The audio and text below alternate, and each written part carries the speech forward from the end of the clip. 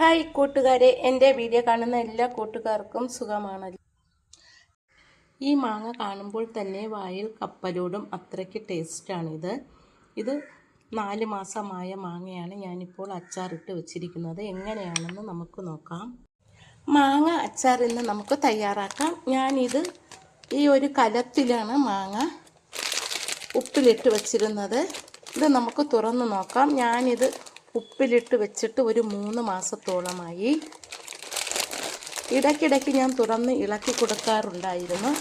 നമ്മൾ ഉപ്പിലിട്ട് വെച്ച മാങ്ങയൊക്കെ നന്നായിട്ട് ചുരുങ്ങി ഉപ്പൊക്കെ പിടിച്ച് വന്നിട്ടുണ്ട്. ഈ ഒരു പരുവത്തിനായി കിട്ടി. ഇത് മാങ്ങേണ്ടിയും കൂടെ ഉള്ളതായതുകൊണ്ട് ഒന്ന് കട്ട് ചെയ്ത് നമുക്കിത് അച്ചാറിടാം. ഇതിൽ മാങ്ങയുടെ നീരും ഉപ്പും മാത്രമാണുള്ളത്. ഒരു തുള്ളി വെള്ളം പോലും ചേർത്തിട്ടില്ല. ഇതിൽ കാണുന്നത് മാങ്ങയുടെ നീരാണ്. നമുക്കിത് കട്ട് ചെയ്ത് അച്ചാറിടാം. ഒരു ഉണക്ക ചട്ടിയിലാണ് കട്ട് ചെയ്ത് ഇടാനുള്ളത്. ചട്ടിയില്ലെങ്കിൽ ഉണങ്ങിയ പാത്രം ആയാലും മതിയാകും. അല്പം പോലും ഈർപ്പം പാടില്ല. കുറേ വലിയ മാങ്ങ ആയതുകൊണ്ടാണ്, മാങ്ങ അണ്ടി വച്ചത് കൊണ്ടാണ് ഞാനിത് ചെറിയ പീസുകളായിട്ട് കട്ട് ചെയ്തിടുന്നത്. ഇതുപോലെയാണ് കട്ട് ചെയ്തെടുക്കാനുള്ളത്.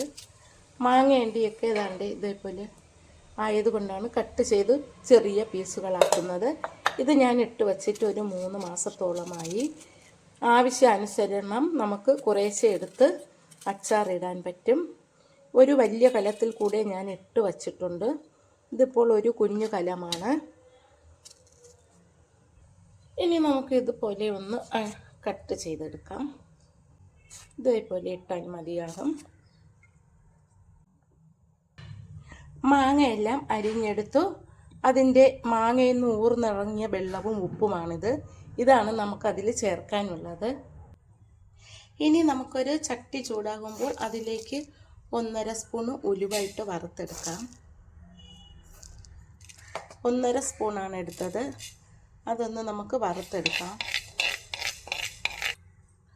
ഉലുവ വറുത്തു. ഇനി നമുക്ക് കടുകും കൂടി വറുത്തെടുക്കാം. ഇത് ഒരു പാത്രത്തിലേക്ക് മാറ്റി വയ്ക്കാം. ഉലുവ മാറ്റി വെച്ചു. ഇനി 3.5 സ്പൂൺ കടുകും കൂടി വറുത്തെടുക്കാം. ഇതും കൂടി ഒന്ന് ചെറു തീയിൽ വറുത്തെടുക്കാം. ചെറുതായിട്ടൊന്ന് ചൂടായാൽ മതി, പൊട്ടയൊന്നും വേണ്ട. ചൂടായി വരുമ്പോൾ നമുക്കൊരു പാത്രത്തിലേക്ക് മാറ്റി വയ്ക്കാം. കുറച്ച് സമയം ഒന്ന് ചെറു തീയിൽ ചൂടാക്കിയാൽ മതിയാകും. ഇപ്പോൾ നല്ലതുപോലെ ചൂടായി. ഇതും ഒരു പാത്രത്തിലേക്ക് മാറ്റി വയ്ക്കാം.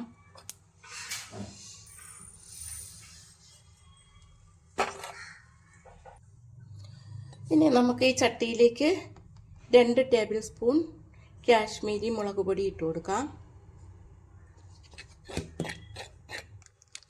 1 സ്പൂൺ സാദാ മുളക് പൊടി ചേർത്ത് കൊടുക്കാം.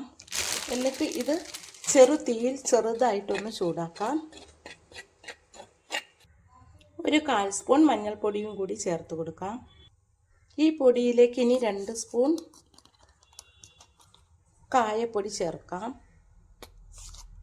കായപ്പൊടി കൂടുതൽ ചേർത്താലാണ് നല്ല മണവും രുചിയുമൊക്കെ കിട്ടുന്നത്. എന്നിട്ട് ഈ മുളക് പൊടിയുടെ കൂടെ എല്ലാം കൂടി ഒന്നും കൂടി ഒന്ന് ചൂടാക്കാം. ഞാനിപ്പോൾ തീ ഓഫ് ചെയ്തിരിക്കുകയാണ്. ഇത് ഈ ചട്ടിയിൽ ചൂടോടെ ഇരിക്കട്ടെ. നമുക്കിനി തണുക്കാൻ വെച്ചത് പൊടിച്ചെടുക്കാം. ഇനി നമുക്ക് എള്ളെണ്ണയും കൂടി ചൂടാക്കി വെക്കാം. 200 ഗ്രാം എള്ളെണ്ണയാണ് എടുത്തിരിക്കുന്നത്.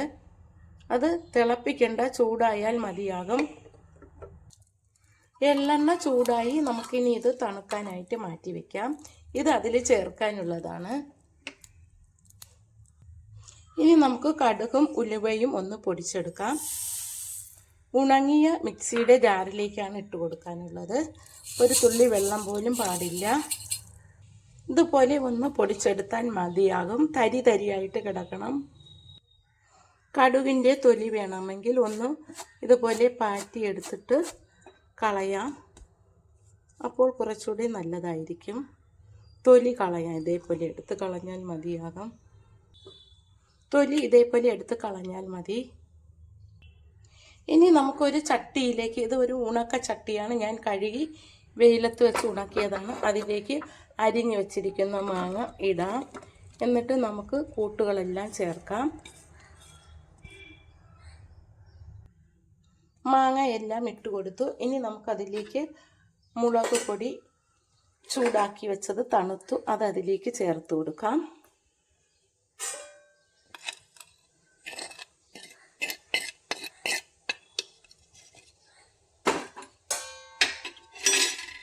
ഇനി നമുക്ക് പൊടിച്ച് വെച്ചിരിക്കുന്ന ഉലുവയും കടുകും കൂടി ചേർത്ത് കൊടുക്കാം.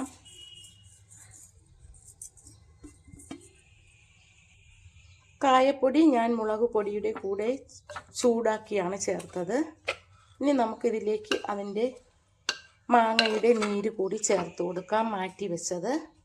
ഇത്രയും മാങ്ങാ നീരാണ്, അത് നമുക്കതിലേക്ക് ചേർക്കാം. അത്രയും ചേർത്ത് കൊടുക്കാം, എന്നാലേ അതിന് മാങ്ങയുടെ കറിയൊക്കെ കിട്ടത്തുള്ളൂ. ചേർത്തിട്ട് നമുക്കിത് ഒന്ന് നന്നായിട്ട് മിക്സ് ചെയ്ത് കൊടുക്കാം. നല്ല മണം വരുന്നുണ്ട്. മാങ്ങ മുറിച്ചപ്പോഴേയും നല്ല മണമായിരുന്നു, ഇപ്പോൾ നല്ല മണം വരുന്നുണ്ട്. ഇത് നന്നായിട്ടൊന്ന് മിക്സ് ചെയ്യാം.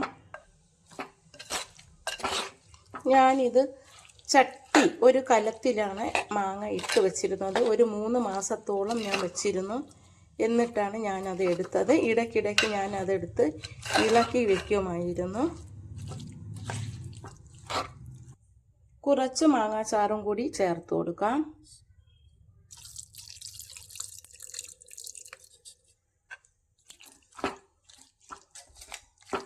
ഉപ്പൊക്കെ ആവശ്യത്തിനുണ്ട്. കല്ലുപ്പാണ് ഞാൻ ചേർത്തിരുന്നത്.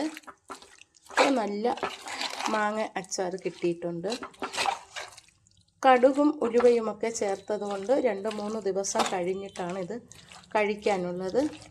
ഇനി നമുക്കിതിൻ്റെ മുകളിലേക്ക് ചൂടാക്കി വെച്ച എണ്ണ ചേർത്ത് കൊടുക്കാം. എള്ളെണ്ണയാണ് ചൂടാക്കി വെച്ചിരുന്നത്, അത് നമുക്കതിലേക്ക് ചേർത്ത് കൊടുക്കാം.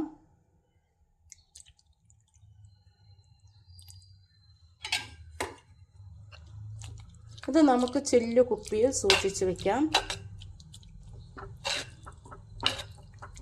ഒരുപാട് മാസങ്ങളോളം ഇതിരിക്കും. നല്ല ടേസ്റ്റാണ് ഇത് കഴിക്കാനായിട്ട്.